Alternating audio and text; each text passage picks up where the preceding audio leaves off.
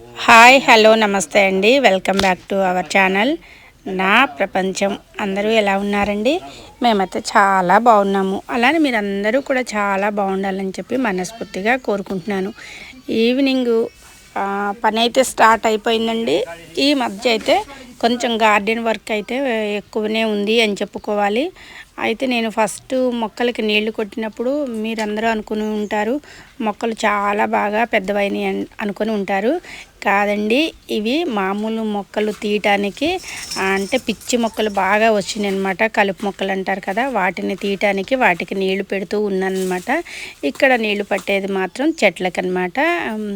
ఇలా ఈ గడ్డి మొక్కలన్నిటినీ కూడా ఈరోజు తీసేద్దాము అని చెప్పి ఇలా అయితే నీళ్లు పెడుతూ ఉన్నాను. అంటే మనకి మొక్కలు నాని ఉంటే తొందరగా వస్తాయి అని చెప్పి ఇలా అయితే ముందు గార్డెన్లోకి వచ్చేసి వాటికైతే నీళ్లు పెడుతూ ఉన్నానమాట. ఇంకా ఈరోజు కొన్ని మొక్కలు వేసే పని కూడా ఉంది. ఇది ముళ్ళ వంకాయ మొక్క అనమాట. దీనికి నీళ్లు లేక కొంచెం పక్కకుంది. అది తీసి మనకి మంచిగా నీళ్లు ఉన్న వసతి అంటే రోజు రెగ్యులర్గా నీళ్లు పెట్టే ప్లేస్లో వేద్దాము అని చెప్పి ఇలా అయితే వేసానండి.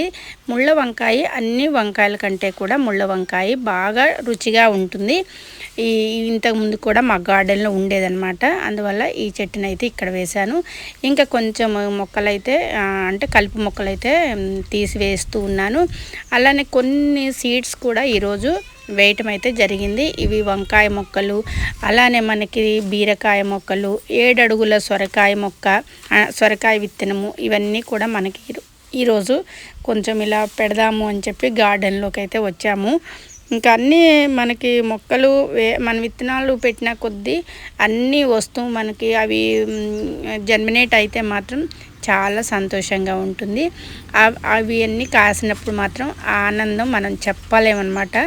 గార్డెన్ వర్క్ చేసే వాళ్ళందరికీ కూడా ఆ ఆనందాన్ని వాళ్ళు ఆస్వాదిస్తూ ఉంటారు. అదే ఆనందాన్ని ఇంతకుముందు నేను గార్డెన్ చేసినప్పుడు చాలాసార్లు అనమాట ఎంత ఆనందంగా అనిపించేదండి. ఇప్పుడు గార్డెన్ అంతా పోయింది.